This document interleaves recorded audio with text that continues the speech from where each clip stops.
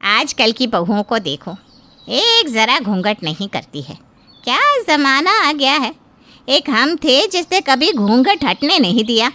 मजाल है कि घूंघट हट जाए और अभी तक हम घूंघट रखती हैं। ऐसा क्या हो गया जो सुबह सुबह आग बनी हुई हो? अब क्या बताऊँ रेणुका तुझे, आज मैंने अपनी बहू को घूंघट लेने को क्या कह दिया। घर में तूफान ही आ गया हो जैसे। पलट कर कहती है, मम्मी जी घूंघट कौन ही रखता है। अब तू ही बता, मुझे गुस्सा आएगा या नहीं? ये सब ना प्रेम विवाह के चोचले हैं।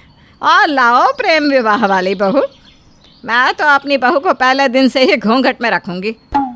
रेणुका भी सीता की बातें सुनकर चिंता में पड़ जाती है और सोचती है, अपने मिहिर के लिए मैं कोई गरीब घर की लड़की लाऊंगी ताकि वो दबी रहे और कभी मुझसे बहस या मेरे खिलाफ आवाज़ ही ना उठा सके। मनोज और रेणुका मिलकर मिहिर के लिए लड़की देखने लगते हैं और एक रोज़ उन्हें माही के बारे में पता चलता है, जिसके पिता नहीं होते हैं। माही हमारे बेटे के लिए सही रहेगी। सीधी सादी है और सुंदर भी है। रोज़ रोज़ मायके जाने का झंझट भी नहीं रहेगा। हाँ, तब इसे ही फाइनल कर देते हैं मिहिर के लिए। माही और मिहिर का रिश्ता तय हो जाता है। माही और उसकी माँ इस रिश्ते से बड़े ही खुश होते हैं। अब मैं भी अच्छे अच्छे कपड़े पहन पाऊंगी, मेरी ज़िंदगी भी अच्छी हो जाएगी और लोगों की तरह। इतने बड़े घर का रिश्ता आया है, लगता है भगवान ने मेरी सुन ली। माही और मिहिर की शादी हो जाती है और माही बहू बनकर रेणुका के घर आ जाती है।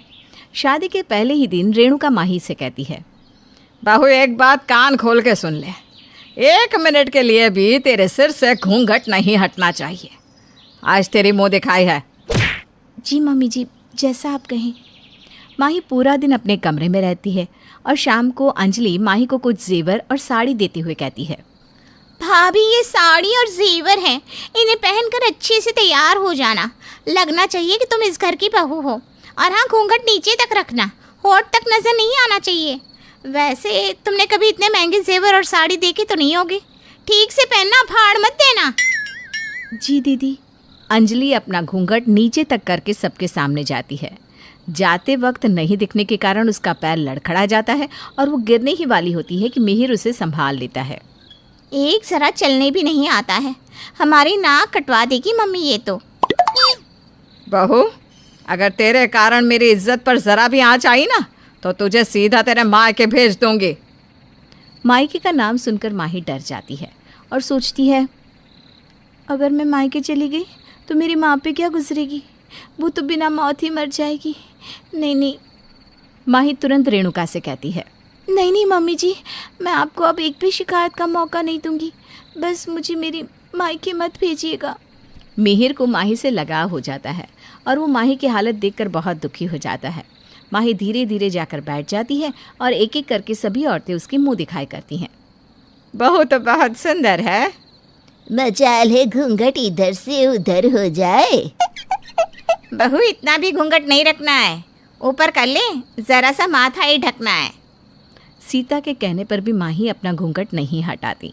ये देखकर एक औरत कहती है, बहू तो तुझे हीरा मिल गई है, लेकिन ये भी अच्छी बात नहीं है रेणुका। बहू को इतना लंबा घूंघट और बेटी ऐसे ही घूमे। तो क्या तुम लोगों की तरह अपनी बहू को माँ बना लूँ ताकि वो भी तुम्हारी बहुओं की तरह मेरे सिर और चढ़कर नाचे? मुंह दिखाए में माही को कुछ भी मिलता है तो वो अंजलि रख लेती है। फिर भी माही के चेहरे पर एक सिकन नहीं आती। अगले दिन माही बिना घूंघट के ही अपने कमरे से निकल जाती है। ये देखकर अंजलि उससे कहती है, ये मत सोचना कि घूंघट बस कल के लिए था। तुम्हारा चेहरा हमेशा ढका होना चाहिए, समझी? जाओ मेरे लिए चाय बना कर लाओ। जी दीदी। अंजलि माही के साथ काम वाली जैसा बर्ताव करती है। माही चाय बनाती है और अंजलि को देने जाती है कि घूंघट के कारण उसे कुछ दिखता नहीं और चाय गिर जाती है। एक काम ढंग से नहीं होता इस लड़की से। सोचा था भाभी के आने से कुछ सुख तो मिलेगा, लेकिन मेरी ऐसी किस्मत कहाँ। इस तरह दिन बीतने लगते हैं और धीरे धीरे माही घर की पूरी जिम्मेदारी संभाल लेती है। घूंघट लेने की आदत उसे इस तरह हो जाती है कि वो अपने कमरे में भी घूंघट नहीं हटाती। एक रोज़ मनोज और रेणुका एक दिन के लिए बाहर जाते हैं। माही पूरे घर का काम सल्टाकर शाम को अपने कमरे में जाती है, जहाँ मिहिर पहले से बैठा था। घूंघट में माही को देखकर मिहिर कहता है, अरे यार, कमरे में कौन घूंघट लेता है? यहाँ तो हटा दो। कौन सा भी यहाँ माँ है? और अचानक मम्मी जी अगर आ गई तो मैं क्या करूँगी? मिहिर कमरा बंद कर देता है और माही का घूंघट हटा देता है। अब तो तुम्हें कोई दिक्कत नहीं है ना? थोड़ी देर बाद अंजलि माही को आवाज़ देती है। आवाज़ सुनकर माही हड़बड़ाती हुई बिना घूंघट लिए बाहर निकल जाती है। क्या हुआ दीदी, कुछ चाहिए क्या आपको? ये क्या है? कहाँ है तुम्हारा घूंघट? 2 दिन में ही तुम्हारी रंगत बदलने लगी। आज घूंघट हटाया है, कल साड़ी हटा दोगी। ये सब यहाँ नहीं चलेगा, समझी? अंजलि के ताने सुनकर माही का गला भर जाता है और उसके आंसू छलक पड़ते हैं। आवाज़ सुनकर मिहिर भी अपने कमरे से निकल आता है और कहता है, ये सब क्या है दीदी? आप किस तरह से माही से बात कर रही हैं? एक घूंघट ही तो हटा है, और वो भी आपके ही सामने। कौन सा पहाड़ टूट पड़ा है? मैं इससे बड़ी हूँ और इसे मेरे सामने भी घूंघट करना होगा। माँ भी तो आपसे बड़ी है। आप तो कभी माँ से घूंघट नहीं करती। वाह जी वाह, ये कौन सा नियम है? भाभी के लिए घूंघट और बेटे के लिए नहीं? आप भी किसी की बहू है, क्या आपको ये सब शोभा देता है? अगर माही घूंघट में रहेगी आपके सामने तो आपको भी घूंघट में रहना होगा। तुम इस कल की आई हुई लड़की के लिए हद पार कर रहे हो। अपनी बहन से इस तरह से बात कर रहे हो? तुम्हारे ताने सुनने के लिए मैं यहाँ नहीं बैठी हूँ, जा रही हूँ अपने ससुराल। गुस्से में अंजलि अपने ससुराल चली जाती है और यहाँ पति का सपोर्ट पाकर माही की खुशी का ठिकाना नहीं रहता। वो रोते हुए मिहिर के गले लग जाती है। तुम्हें दीदी से डरने की ज़रूरत नहीं है, मैं हर वक्त तुम्हारे साथ हूँ। उधर अंजलि का गुस्सा 7वें आसमान पे होता है। भाभी को तो मैं सबक सिखा कर रहूँगी। अंजलि से दुश्मनी बहुत महंगी पड़ेगी। इधर जैसे ही मनोज और रेणुका वापस घर आते हैं और उन्हें जैसे ही सब कुछ पता चलता है, रेणुका के पैरों तले ज़मीन खसक जाती है और वो अपने मन में ही कहती है, मुझे बहुत संभल कर काम लेना होगा। अभी 2 दिन में ही इस लड़की ने मिहिर को अपनी मुट्ठी में कर लिया है। इसके लिए तो मुझे उंगली टेढ़ी करनी होगी। रेणुका माही से कुछ नहीं कहती और अपने कमरे में जाकर बैठ जाती है। माही घूंघट लिए रेणुका के पैर छूती है और चाय बनाकर उसे देती है। मम्मी जी, दीदी चली गई, मैंने कुछ नहीं किया। तभी वहाँ मिहिर आता है। दीदी को आए हुए भी तो 1 महीना हो गया था, अब तो उन्हें जाना ही था। आखिर उन्हें अपना ससुराल भी तो देखना है। हाँ, उसे तो जाना ही था। बहू चिंता मत करो, जाओ आराम करो। ओ मेरी प्यारी माँ। माही और मिहिर अपने कमरे में चले जाते हैं और यहाँ रेणुका अंजलि से बात करती है। अरे बेटा, तू क्यों फिक्र करती है? तेरी माँ अभी जिंदा है। तू देख कैसे इस लड़की के पर कुतर। अंजलि और रेणुका माही के पीछे पड़ी है। बेचारी माही गरीब घर से होने के कारण दोनों माँ बेटी के अत्याचार को मुंह बंद करके सहती जाती है। माही को अंजलि दिन भर घूंघट में रहने को कहती है, जबकि अंजलि खुद कभी घूंघट नहीं लेती। मिहिर, जो कि माही का पति है, वो इस बात पर बहस कर लेता है कि भाभी के लिए घूंघट और ननद के लिए नहीं, और भाई की इन्हीं बातों से चिढ़कर अंजलि अपने ससुराल चली जाती है। अब रेणुका और अंजलि मिलकर माही को सबक सिखाने की ठान लेती है। रेणुका मनोज से कहती है, पता नहीं हमारा मिहिर कैसे इस लड़की के बहकावे में आ गया। जब तक मिहिर यहाँ है हम माही को कुछ कह भी तो नहीं सकते। तो इसमें कौन सी बड़ी बात है? उसे बाहर दुकान के काम से भेज देता हूँ, फिर यहाँ माही की साइड लेने वाला कोई नहीं रहेगा। कभी कभी ना तुम्हारा दिमाग भी चलने लगता है। यह सब मेरी ही संगति का असर है। प्लान के अनुसार मनोज मिहिर को बाहर जाने के लिए कह देता है और मिहिर माही से दूर जाने पर दुखी होता है। माही, तुम्हें छोड़कर जाने का दिल नहीं कर रहा, लेकिन क्या करूं, जाना तो पड़ेगा। कल सुबह मैं 5 बजे निकल जाऊंगा। कोई बात नहीं, मैं इंतज़ार करूंगी आपका। मिहिर रात भर माही से बातें करता रहता है और सुबह जब मिहिर चला जाता है तब माही सोती है। जैसे ही माही की आंख लगती है वैसे ही रेणुका चिल्लाने लगती है, महारानी अभी तक पलंग तोड़ रही है। अरे उठेगी भी या फिर सीधे अपने मायके ही जाकर उठेगी? रेणुका की आवाज़ सुनते ही माही झट से खड़ी होकर कमरे से बाहर आ जाती है। जी मम्मी जी। तेरा घूंघट कहाँ है?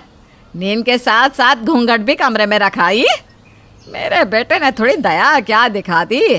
तुमने तो खुद को इस घर की महारानी ही समझ लिया। माही झट से घूंघट करते हुए कहती है, नहीं नहीं मम्मी जी, ऐसा नहीं है। चल घर के काम में लग जा, और तेरा पल्लू माथे से ज़रा भी खिसकना नहीं चाहिए। माही घर के कामों में लग जाती है और इधर रेणुका अंजलि को फ़ोन करके घर बुला लेती है। मम्मी, इसके तेवर उतारने पड़ेंगे, नहीं तो तुम और पापा कहीं वृद्धाश्रम में ही मिलोगे। ऐसा मैं होने नहीं दूंगी बेटा। माही को तो पता ही नहीं था कि उसकी मुसीबत बढ़ने वाली थी। इन सब से अनजान वो रसोई में दोपहर का खाना बना रही होती है और अंजलि रसोई में आ जाती है। दीदी आप अचानक? अचानक? ये मेरा घर है, जब मेरा मन करेगा तब मैं यहाँ आ सकती हूँ, समझी? अरे महारानी, तेरा घूंघट कहाँ है? तुझे एक बार मम्मी ने समझा दिया है, फिर भी समझ में नहीं आता कि घूंघट हटना नहीं चाहिए। वो दीदी, रसोई में तो कोई आता नहीं ना, और अभी तक मैंने रसोई में घूंघट नहीं लिया है। घूंघट लेकर खाना मैं कैसे बना पाऊंगी? कुछ सही से दिखेगा भी नहीं। अब इस बकरी की ज़बान भी कैंची की तरह चलने लगी है। सब मिहिर की सह है। रुक, तेरी अकल अभी ठिकाने लगाती हूँ। अंजलि माही का हाथ पकड़कर गर्मा गर्म सब्जी में डाल देती है और माही दर्द से चिल्लाती रह जाती है और कोई उसकी मदद तक नहीं करता। दीदी छोड़ दीजिए, अब कभी ये गलती नहीं होगी। दीदी छोड़ दीजिए। माही के हाथों में छाले पड़ जाते हैं। वो बेचारी रोती हुई अपनी किस्मत को कोसती है। क्या सोच कर आई थी इस घर में, और मेरे साथ क्या हो रहा है? भाभी के लिए घूंघट और बेटी के लिए नहीं, ये कहाँ का न्याय है भगवान? हाथ जलने के कारण माही को बुखार हो जाता है और फिर भी वो दर्द में भी काम करती रहती है। अगले दिन अचानक प्रवीण अंजलि से मिलने वहाँ आ जाता है। प्रवीण को देखकर अंजलि सहम जाती है और सोचती है, इस हालत में अगर इन्होंने माही को देख लिया तो क्या होगा? मेरे ससुराल में भी मेरे साथ यही हुआ तो। तभी प्रवीण कह उठता है, अरे माई भाभी, ये सब क्या है? आपके हाथ तो जले हैं, फिर भी आप काम किए जा रही हैं। और इस ज़माने में भला घूंघट कौन ही रखता है? हटाइए इसे। अंजलि, क्या है ये? तुम लोग इन्हें घूंघट रखने से मना क्यों नहीं करती?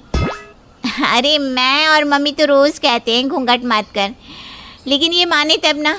देख लो, अभी भी नहीं हटा रही। अब आप ही बताओ, इसमें हम क्या करें? हमारी भाभी ना थोड़ी पुराने ज़माने की है।